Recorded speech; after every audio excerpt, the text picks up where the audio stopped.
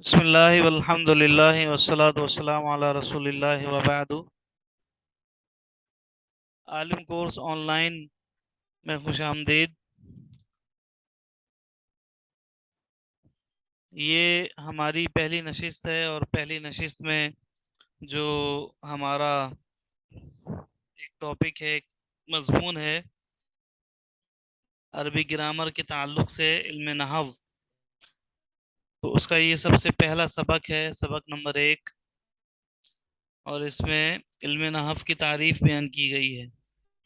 دنیا میں جتنی بھی زبانیں بولی جاتی ہیں، ہر زبان میں گرامر ہوتی ہے، اور گرامر سے مراد اصول اور قواعد ہوتے ہیں کہ جن کے ذریعے سے اس زبان کے الفاظ کو ترتیب دیا جاتا ہے اور ادا کیا جاتا ہے اور لکھا جاتا ہے۔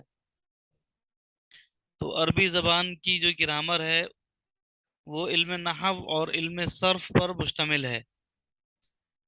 تو یہ دو علوم ہیں، پہل تو یہ دونوں علوم ایک ساتھ پڑھائے جاتے تھے، لیکن پھر بعد میں ان کو الگ الگ کر دیا گیا، علم نحو کو الگ ترتیب دیا گیا اور علم صرف کو الگ سے ترتیب دیا گیا۔ تو یہ علم نحو کا سب سے پہلا سبق ہے، تو سب سے پہلے علم نحو کی تعریف اس میں بیان کی گئی ہے۔ علم نحو کی تعریف میں یہ لکھا ہے کہ عربی کے علم نحو سے مراد، عربی کے علم نحو سے مراد یعنی عربی گرامر کا جو علم ہے اس سے کیا مراد ہے؟ کہتے ہیں کہ ان اصول و قواعد کا علم ہے، یعنی یہاں پر کچھ قاعدے بیان کیے جائیں گے، اصول بیان کیے جائیں گے، اور دنیا میں جتنی بھی زبانیں ہیں ان کی جو گرامر ہے ان میں کچھ اصول اور قاعدے ہی بیان کیے جاتے ہیں، اور انہیں سمجھنا پڑتا ہے اور یاد رکھنا پڑتا ہے۔ اور جب آپ مثال کے طور پر عربی کی گرامر ہے، آپ عربی پڑھ رہے ہیں یا لکھ رہے ہیں یا بول رہے ہیں، تو آپ کو ان اصولوں کا اور قاعدوں کا علم ہوگا، اور آپ ان کو لاگو کرنے کی صلاحیت رکھتے ہوں گے، تو آپ صحیح طور پر وہ زبان یعنی عربی زبان بول سکیں گے۔ کہتے ہیں ان اصولوں اور قاعدوں کے ذریعے سے اسم فعل حرف کی آخری اعرابی و ابتدائی حالتیں معلوم ہوں، یعنی دو نکات ہیں، دو فوائد ہیں ان اصولوں اور قاعدوں کے، دو فائدے ہیں۔ پہلا فائدہ تو یہ ہے کہ اسم فعل حرف کی آخر کی اعرابی اور بنائی حالتیں معلوم ہوتی ہیں۔ مطلب کیا ہے؟ یہاں یہ بات سمجھنے والی ہے کہ اسم فعل حرف، لیکن دنیا میں جتنی زبانیں بولی جاتی ہیں ان تمام زبانوں میں جو الفاظ ہوتے ہیں وہ الفاظ تین قسم کے ہوتے ہیں، یا تو وہ الفاظ اسم ہوں گے، یا فعل ہوں گے، یا حرف ہوں گے۔ ان تین کے علاوہ کوئی چوتھی قسم نہیں ہے۔ تو عربی زبان میں بھی انہی تین قسم کے الفاظ ہوتے ہیں، یعنی جتنے الفاظ ہیں وہ یا تو اسم ہوں گے، یا فعل ہوں گے، یا حرف ہوں گے۔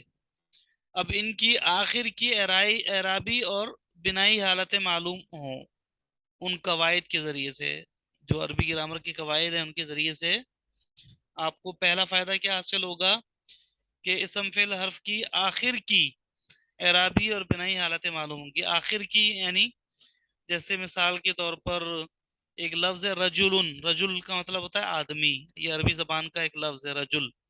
اب اس کا جو آخر ہے وہ ہے لام، آخری حرف جو ہے وہ اس کا لام ہے۔ اب یہاں لام کی اعرابی اور بنائی حالت معلوم ہو آپ کو، اب وہ کیسے معلوم ہوگی؟ وہ عربی قواعد کے ذریعے سے۔ اب اعرابی اور بنائی حالتیں کیا ہوتی ہیں؟ یہ اصل میں سمجھنے کی جو حرکات ہوتی ہیں عربی زبان میں، حرکات ہوتی ہیں نا، حرکات و سکنات، یعنی زیر زبر پیش سکون، اور ان حرکات اور سکنات کے بدلنے سے جو ہے وہ معنی بدل جاتے ہیں، معنی اور مطالب جو ہیں وہ بدل جاتے ہیں۔ تو اب کون سے لفظ کے آخر میں کون سی حرکت دینی ہے اور کون سی حرکت نہیں دینی ہے، یہ ہمیں معلوم ہوگا اس علم کے ذریعے سے، ان قواعد کے ذریعے سے۔ یہ تو پہلی بات ہو گئی۔ اور دوسرا فائدہ جو ہمیں اس گرامر سے حاصل ہوگا وہ یہ ہے کہ ایک لفظ کو دوسرے لفظ کے ساتھ جوڑنے کا طریقہ معلوم ہو، یعنی ہر لفظ کو دوسرے لفظ سے جوڑنا کیسے ہے یہ معلوم ہوگا، ایک لفظ کو دوسرے لفظ جوڑنا کیسے ہے یہ معلوم ہوگا۔ پہلے اسم آئے گا یا فعل آئے گا یا حرف آئے گا، پہلے کیا آئے گا، اور اگر اسم کو فعل کے ساتھ جوڑنا ہے تو کس طریقے سے جوڑنا ہے، فعل کو حرف کے ساتھ جوڑنا ہے تو کس طریقے سے جوڑنا ہے، حرف کو جو ہے وہ اسم کے ساتھ جوڑنا ہے تو کس طریقے سے جوڑنا ہے۔ یہ سارے طریقے جو ہیں وہ ہمیں اسی گرامر کے قواعد میں بتائے جائیں گے، بیان کیے جائیں گے۔ تو یہ علم نحو کی تعریف اور اس کی مختصر سی تشریح ہے، یہ اچھی طرح سمجھ لیں، یاد کر لیں، اور کوئی بات سمجھ میں نہ آئے تو آپ کمنٹ سیکشن میں جا کر اس کے متعلق سوال کر سکتے ہیں، انشاءاللہ آپ کو اس کا جواب دیا جائے گا۔ والسلام علیکم ورحمۃ اللہ وبرکاتہ۔